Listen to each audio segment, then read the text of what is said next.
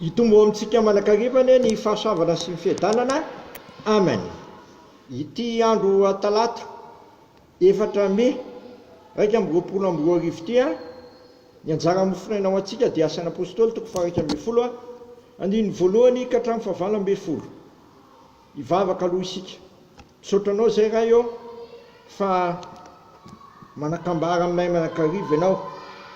Sitraka ny anome anay ny hanina sazanay dia mofinaina voalahatra an'io. Ivokisy zavatsoa amin'ny teninao zay anananay hery sy faherezana ka fantatray tokoa fa mampiorina ny mino ny herin'ny fanahy masina. Saotra Jesosy teny tonga nofo. Amen. Vakitsika ny mofinaina asan'ny apôstôly 1:20 andiny voalohany ka hatramin'ny 20. Anjara mofinaina ho antsika amin'ity andro talata 4 Mai 2024 ity. Amin'ny anaran'i Jesosy. Ary ny apôstôly sy ny rahalahy izay tamin'ny Jodia dia narefa ny Jetsilisa koa efa nandray ny tenin'Andriamanitra. Ary noho tafakatra tany Jerosalema Petera dia nilady taminy mino izay isan'ny voafory ka nanao hoe efa netrano tany amin'ny olona tsy voafory ianao sady niara-ny nihinana taminy. Ary Petera nitantara izany taminy hatramin'ny androany ka nanao hoe tanàna Jopa aho ka nivavaka ary andro tsindrimandry aho tena nahita fahitana ka indro nisy zavatra nidina avy tany an-danitra toa lamba lehibe nampidinina tamin'ny zorony 4 dia nakeo amiko izany. Ary anjery sy nandinika azy aho dia hitako ny biby etỳ tany izay manatongotra 4 sy ny biby dia sy ny zava-mandady sy mikisaka agny voamanidina koa.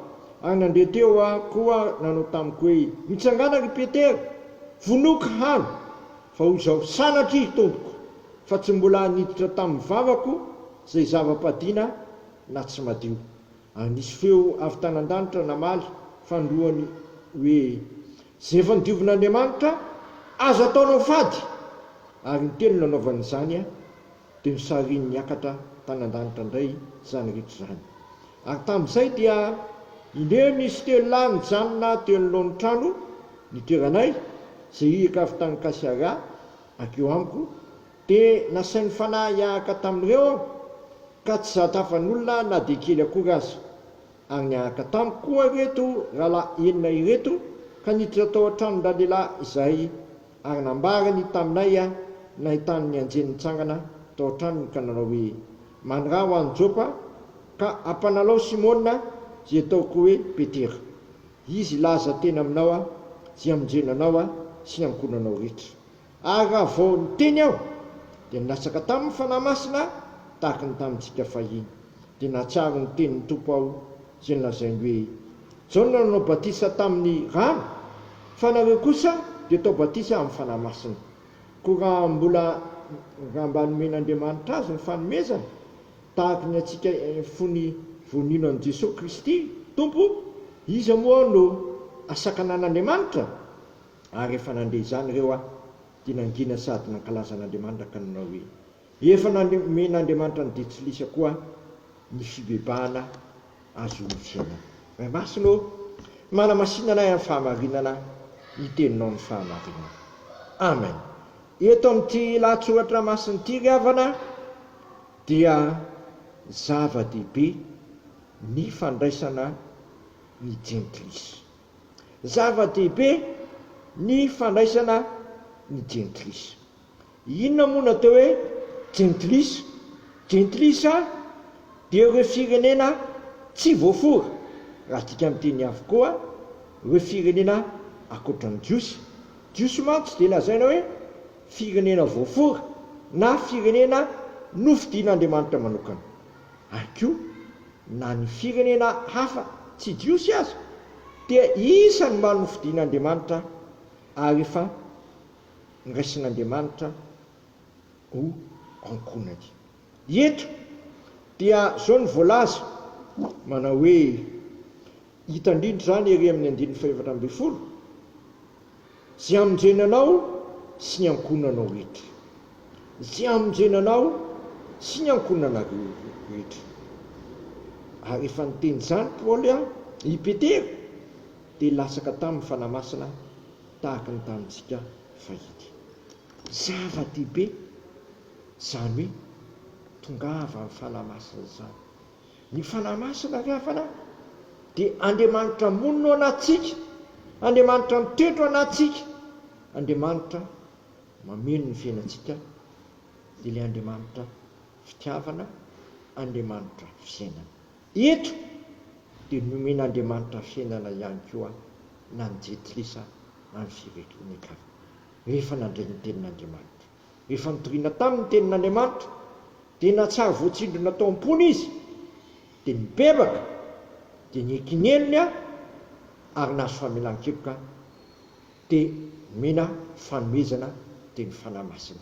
Zany mantsy ny votao atin'ny tompitenin'ny fiangonana voalohany, toriana ny tenin'Andriamanitra, dia mibebaka ny olona, dia mandray an'i Jesosy tompo sy mpamonjy, dia mahazo famelan-keloka ary mandray fanomezana dia ny fanahy masina.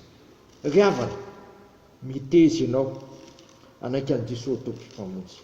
Ary tsy vitany hoe anaiky an'i Jesosy tompo sy mpamonjy ihany, fa mibebà ary samy atao batisa amin'ny anaran'i Jesosy Kristy koa, dia azo famelan-keloka ary azo fanomezana dia ny fanahy masina. Asan'ny apôstôly toko 4:5-7 misy an'iteny zany. Tsy tamin'ireo jiosy ihany ny tenenana zany teny zany, fa na ny jetilisa koa azy dia nitoriana sy nitenenina tamin'izany ka nahatonga azy ahafantatra fa tsy misy mpamonjy afa-tsy Jesosy Kristy, dia efa nieky ny foatany izy, dia nibebaka teo anatrehan'Andriamanitra, dia nahazo famelan-keloka ary nandray fanomezana, dia nahazo fanomezana sy famonjena izy mamy ankonana, dia nilatsaka taminy koa ny fanahy masina.